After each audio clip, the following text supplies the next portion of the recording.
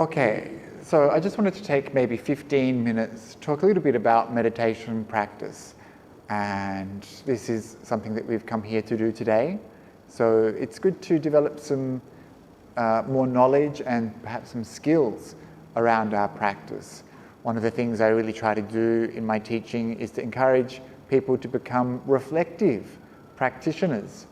It's so easy to fall into habits in our practice. It's so easy to just plonk ourselves down on the cushion, get up and throw ourselves back into our daily life without ever really taking the time to reflect on what it is that we've been doing or how we've been practicing.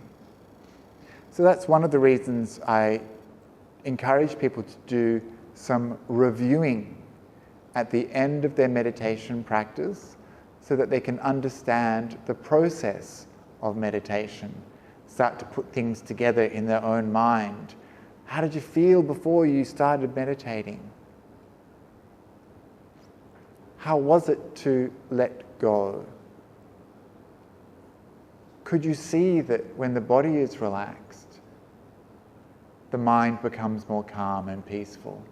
Could you see that by relaxing the body, we move from a state where there's tension and tightness, holding on, suffering in the body, but by letting go, we move towards freedom from suffering. We have a pleasant experience.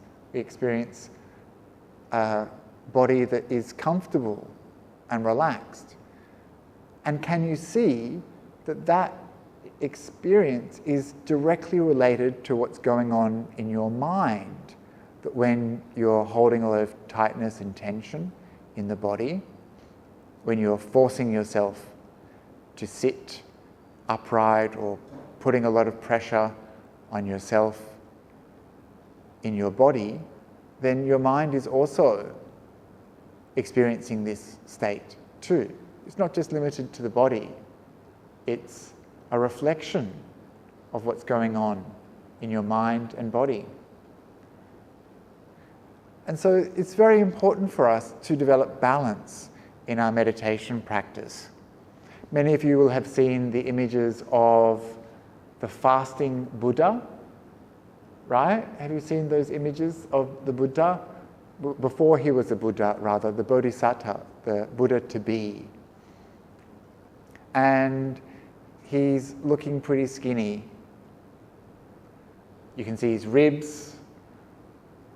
He talks about this experience of how he practiced before he became enlightened. And he says, he just used to eat sometimes just 1 grain of rice every few days. And he said his eyes were sunken like dark wells, like deep, like a well in the ground, so sunken. And that his rib cages were poking through. You could touch the backbone by pressing on the stomach.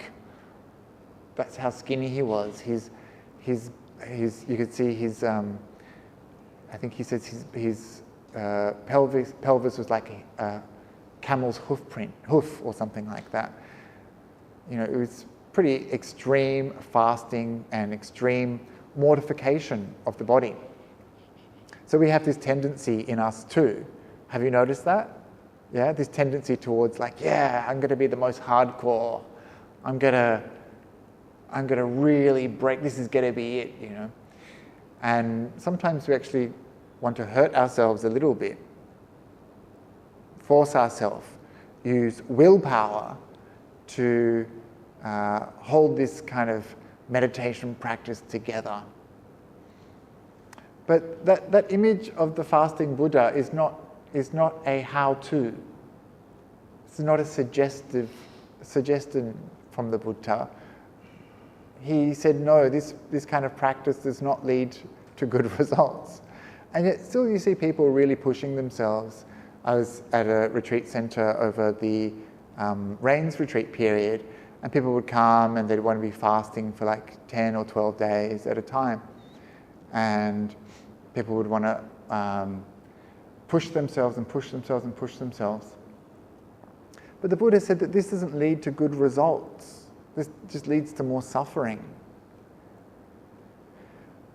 At the other end of the spectrum, being indulgent in sensual pleasures doesn't lead to good results in your meditation practice either.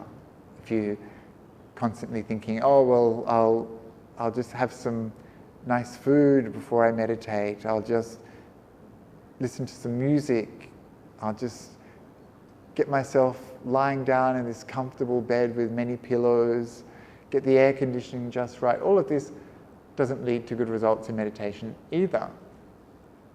And so we have to find the middle path that the Buddha described in his first sermon, the Dhammacakkappavattana Sutta, the middle path between these two extremes of self-mortification and indulging in sensual pleasures. So if we're too indulgent in sensual pleasures, we just won't get the renunciation we need to practice. We'll always find that a little bit of suffering hurts because we've conditioned ourselves to only have pleasant experiences. But if we only practice in a really harsh way, then we'll never get the pleasure that comes from meditation. So we won't enjoy the practice. It'll be really difficult for us because we need to have a lot of willpower to maintain it. But that willpower is very fragile, very brittle. It doesn't last. It takes a lot of energy to maintain. And that energy is artificial, it's forced.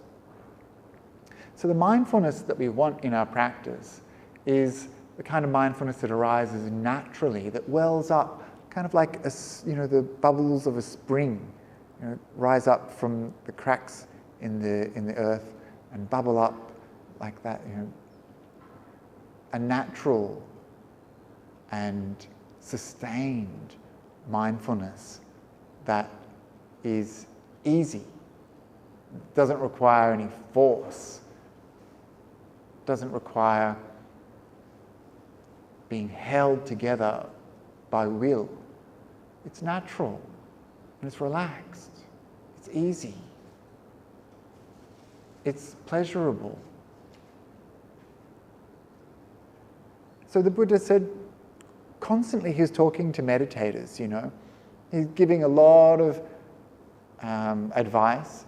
He's always saying, avoid these two extremes. People didn't listen. And so sometimes we find him giving very simple images to help.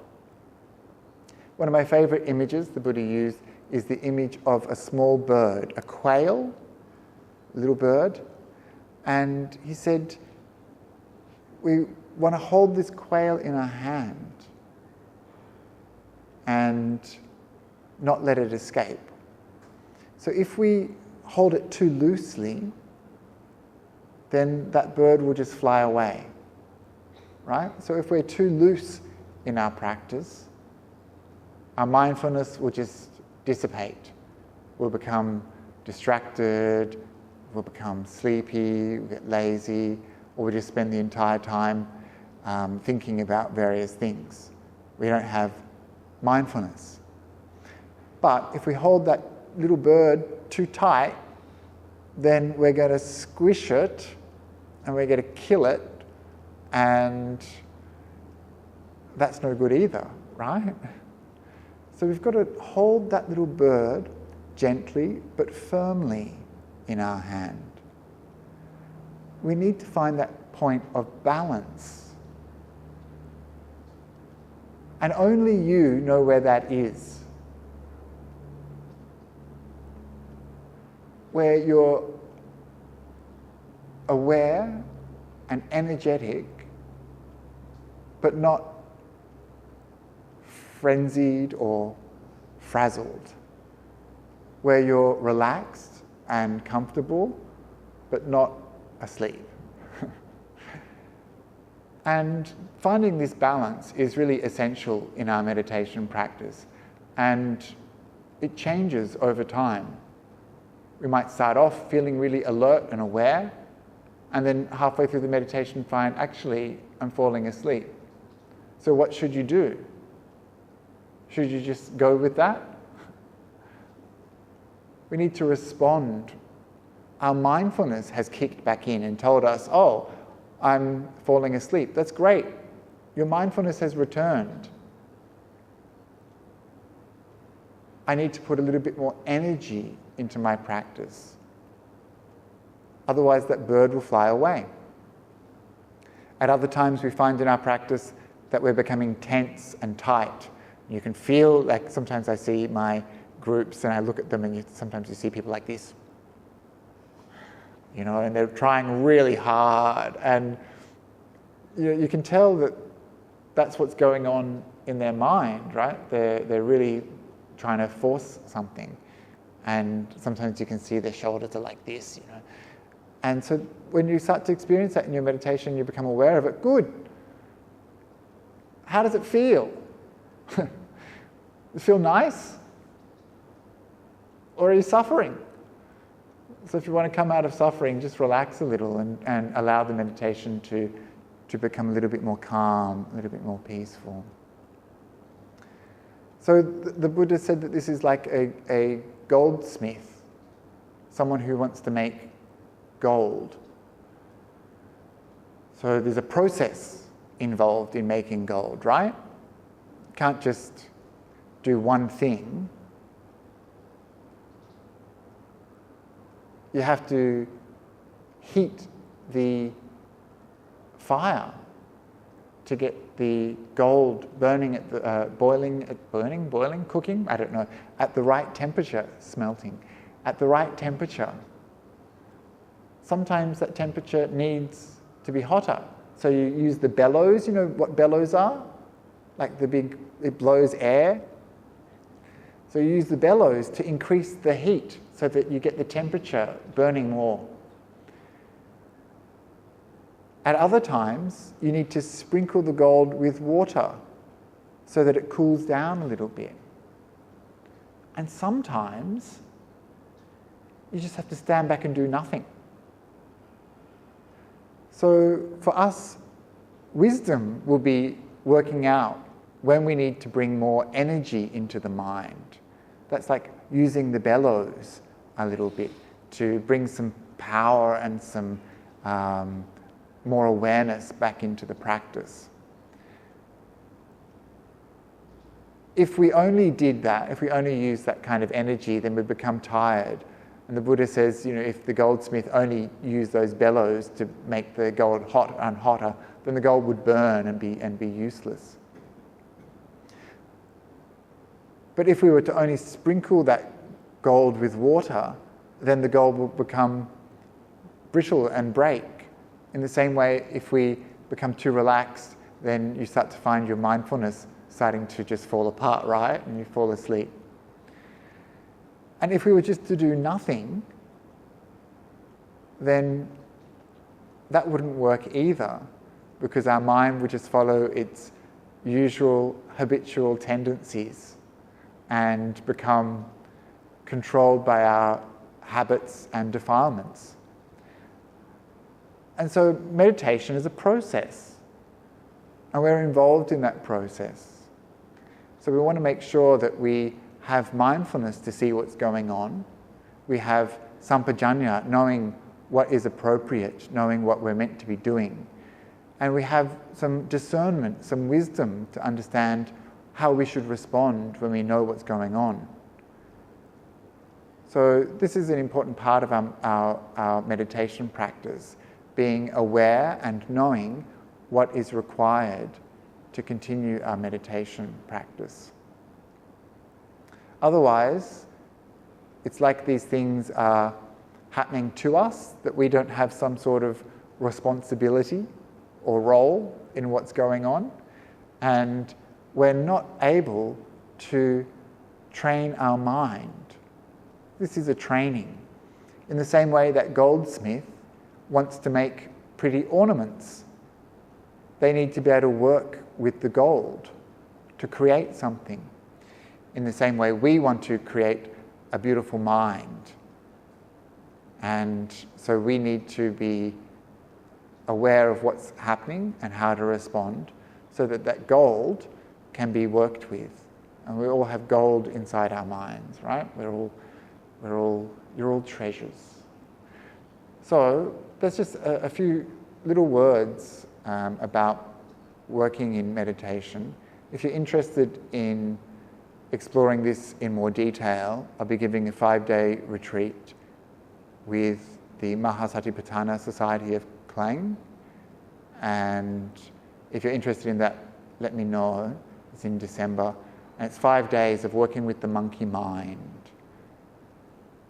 So anyway, I'll leave that there. And we're going to do another half an hour of meditation. Okay? So I'm not going to guide this one. You're going to be in charge. And just see how you go, finding that point of balance in your practice. Seeing, oh, okay, this is what's going on. It's going that way now. Being aware. And then how should you respond? A little bit of effort, or pulling back a little bit. Just like driving a car or any other activity, we just need to know how to respond in our meditation practice. This is a process, and we are involved. So once again, taking a comfortable posture. And letting go of the practice that we did just before, right? This is new, this is now. This is like the first time you've meditated in this moment. You've never meditated in this moment before, so you can start fresh. So we'll meditate for 30 minutes and then we'll have a short break followed by another Dharma talk.